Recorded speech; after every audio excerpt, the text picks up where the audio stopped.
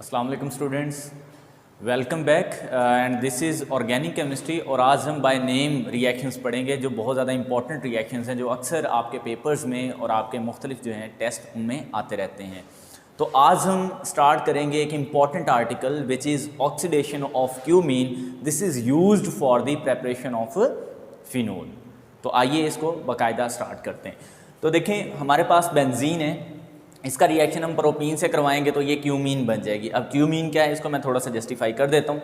इसकी हम करवाएंगे oxidation in the presence of sunlight, photons या हीट की मौजूदगी में, दोनों तरह से हो जाएगी। और एसिड हाइड्रोलिसिस करेंगे, then it will become phenol and the by product will be acetone. तो ये जो आपके पास क्यूमीन है, इसको हम फ्रीडल क्राफ्ट अल्काइलेशन से भी बना सकते हैं और फास्फोरिक एसिड की मौजूदगी में भी इसको प्रोड्यूस किया जा सकता है। तो देखें, सबसे पहले देख लेते हैं क्यूमीन है क्या, इसके मैकेनिज्म में। देखें स्टूडेंट, ये सारा कुछ जो हुआ है इसका ओवरऑल मैकेनिज्म कैसे होगा, इसको हम इस क्यूमीन से स्टार्ट करेंगे। ओके, क्यूमीन आइसोप्रोपाइल बेंजीन को बोलते हैं। ये ग्रुप आपके पास आइसोप्रोपाइल है जो बेंजीन पे डायरेक्टली सब्स्टिट्यूट है। So this benzene which is isopropyl benzene is commonly या जनरली नोन एज क्यूमीन। तो आइए इसका मैकेनिज्म बाकायदा तौर पे हम स्टार्ट करते हैं। तो स्टूडेंट्स, सबसे पहले आप जान लें, मैं इसको यहाँ पे लगा लेता हूँ C, यहाँ पे है CH3 और ये भी CH3 और इस जगह पे लगा है एक H। यू कैन चेक, इस एक कार्बन के साथ H है और दो तरफ इसके मिथाइल ग्रुप मौजूद हैं। तो अब आप देखें, हमारे पास जो फोटॉन्स हैं यानी लाइट हैं, उनमें आपको पता है एनर्जी है और इस कार्बन और हाइड्रोजन के दरमियान बना हुआ है बॉन्ड। अब जैसे ही फोटॉन्स आएंगे तो इस बॉन्ड को होमोलिटिकली क्लीवेज कर देंगे। इसकी होमोलिटिक क्लीवेज और हेटेरोलिटिक क्लीवेज में क्या फ़र्क है, पहले हम ये देख लेते हैं। फॉर एग्जांपल, हमारे पास दो एटम्स हैं और उनके दरमियान यूँ इलेक्ट्रॉन शेयर्ड हैं। तो अगर यहाँ से फोटोन आता है लाइट का, तो अगर एक इलेक्ट्रॉन इस एटम के पास चला जाता है और एक एटम इसके पास, तो दोनों ही ये रेडिकल बन जाते हैं, फ्री रेडिकल। इसको बोलते हैं होमोलिटिक क्लीवेज। और अगर ये इस तरह होता, सपोज करो कोई बीबी टाइप एटम होते और यहाँ पे इसकी हेटेरोलिटिक क्लीवेज होती, तो ये दोनों इलेक्ट्रॉन एक ही एटम पे चले जाते।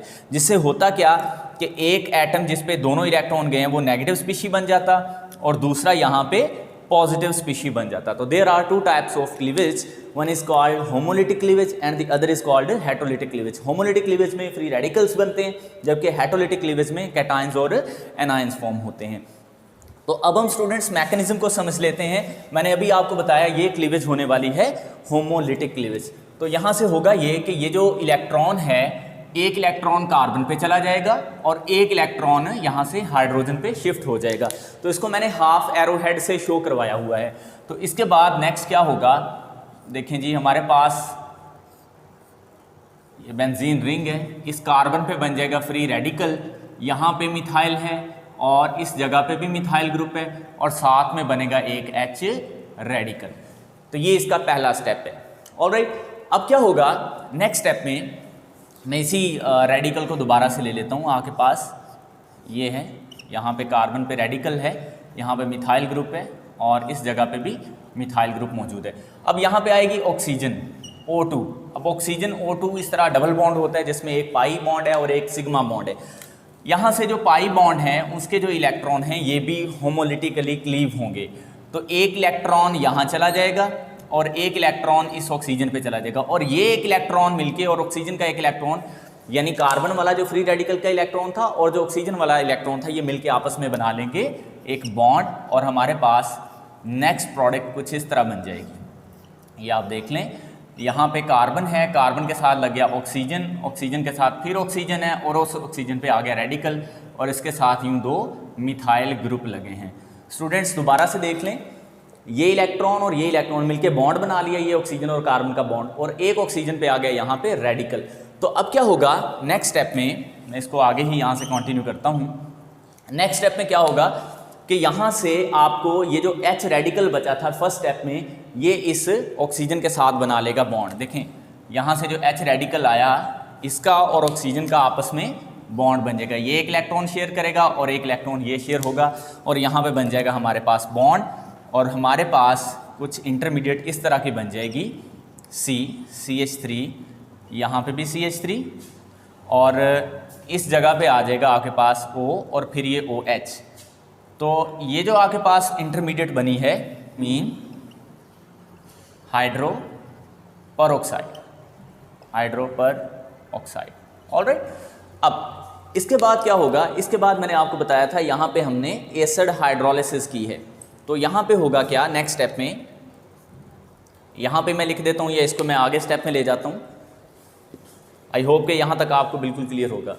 अब नेक्स्ट स्टेप में ये होगा कि ये वाली जो क्यूमीन हाइड्रोपर ऑक्साइड है,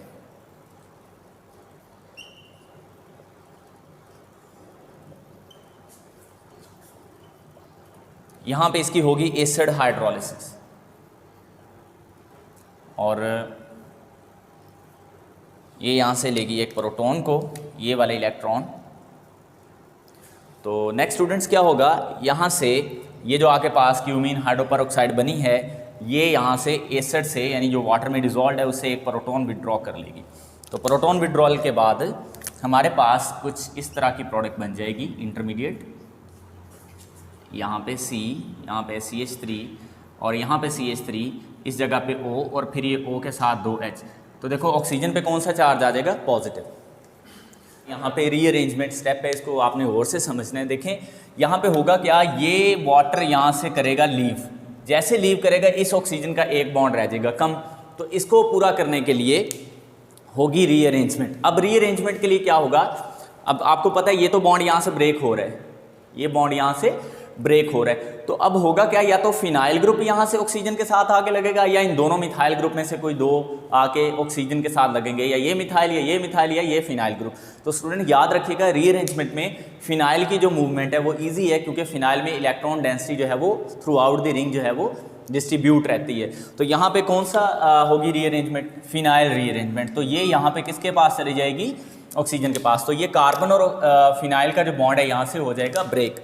तो आगे पास नेक्स्ट जो इंटरमीडिएट प्रोडक्ट बनेगी वो कुछ यूँ होगी, यहाँ से आगे पास ये फिनाइल का बॉन्ड बन गया ऑक्सीजन के साथ, तो ये ऑक्सीजन, और ऑक्सीजन के साथ ये जो वाटर है ये तो रिमूव हो चुका है, ऑक्सीजन के साथ आप देखें कार्बन है, और कार्बन के दो तरफ क्या लगा है, मिथाइल ग्रुप। लेकिन इस कार्बन पे कौन सा चार्ज आ जाएगा, पॉजिटिव चार्ज।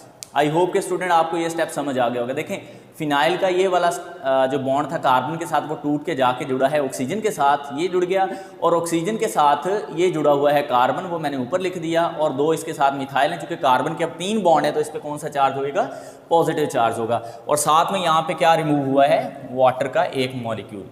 इसके बाद क्या होगा, देखें ये कार्बोकेटाइन को यहाँ पे सेटिस्फाई करवाने के लिए वाटर आएगा H2O, और आपको पता है कार्बन के पास अब वैकेंट ऑर्बिटल है, तो ये वाटर के जो लोन पेयर हैं ये जाके यहाँ अटैक करेंगे, या आप ऐसे समझ लें यहाँ से इसको OH दे देना है वाटर का। आपको पता है वाटर में H+ और OH नेगेटिव आयंस हैं, तो OH नेगेटिव आयन हमने किसको दे देना है, कार्बन को। तो ये आपके पास यहाँ पे कार्बन है, कार्बन के इस तरफ CH3 था, इस तरफ भी CH3 था, और यहाँ पे आके लग गया है OH। और अब नेक्स्ट स्टेप में हमने क्या करना है, नेक्स्ट स्टेप में हमने इसको बनाना है एसीटोन। आप चेक करें, इसे एक प्रोडक्ट एसीटोन बनती है और दूसरी प्रोडक्ट फिनोल बनेगी। तो आपने करना क्या है, इसको यहाँ से इस तरह लिख लेना है OH को। तो ये जो दोनों इलेक्ट्रॉन्स हैं ये वाले, जब ये यहाँ शिफ्ट होंगे तो कार्बन के 4 बॉन्ड पूरे हो जाएंगे, तो कार्बन को ये बॉन्ड यहाँ से ब्रेक करना पड़ेगा। तो आपके पास हमारी पहली जो बाय प्रोडक्ट थी वो एसीटोन बन जाएगी इस तरह से, और साथ में बन जाएगा फेनॉक्साइड आयन, यानी ये चीज़, और इसके साथ O नेगेटिव, और इसके साथ ये -1H+ निकला है। ये H+ फिर आपने दे देना है इस फेनॉक्साइड आयन को, और इस तरह से हमारे पास क्या बन जाएगी, फिनोल। तो आई होप के ये आपको मैकेनिज्म समझ आ गया होगा। दोबारा देख लें, मैकेनिज्म में सबसे पहले स्टेप में होमोलिटिक क्लीवेज होगी, जिससे कार्बन पे रेडिकल बनेगा। कार्बन पे रेडिकल के बाद ऑक्सीजन के साथ इसका बॉन्ड बनेगा, जो कि फ्री रेडिकल मैकेनिज्म है। इसके बाद ऑक्सीजन पे रेडिकल आएगा, ये पहले वाले रेडिकल को लेके यहाँ पे OH में कन्वर्ट हो जाएगा। फिर यहाँ से इसकी होगी प्रोटोनेशन। तो प्रोटोनेशन के बाद ये यहाँ से वाटर की सूरत में लीव करेगा। जैसे ये लीव करेगा तो इस ऑक्सीजन का बॉन्ड कम हो जाएगा, तो इसको बॉन्ड की कमी को पूरे करने के लिए यहाँ से होएगी रीअरेंजमेंट। रीअरेंजमेंट के बाद ये O के साथ फिनाइल का बॉन्ड बन जाएगा, कार्बन पे आ जाएगा पॉजिटिव चार्ज, उसको सेटिस्फाई करने के लिए वाटर अटैक करेगा, OH जुड़ेगा, यहाँ से फिर H रिमूव होगा यानी प्रोटॉन रिमूव होगा, यहाँ पे डबल बॉन्ड बनेगा, एसीटोन बनेगा, फिर यहाँ से बनेगा फेनॉक्साइड, जो ये प्रोटॉन लेने के बाद क्या बन जाएगा, phenol. So this is called oxidation of cumene.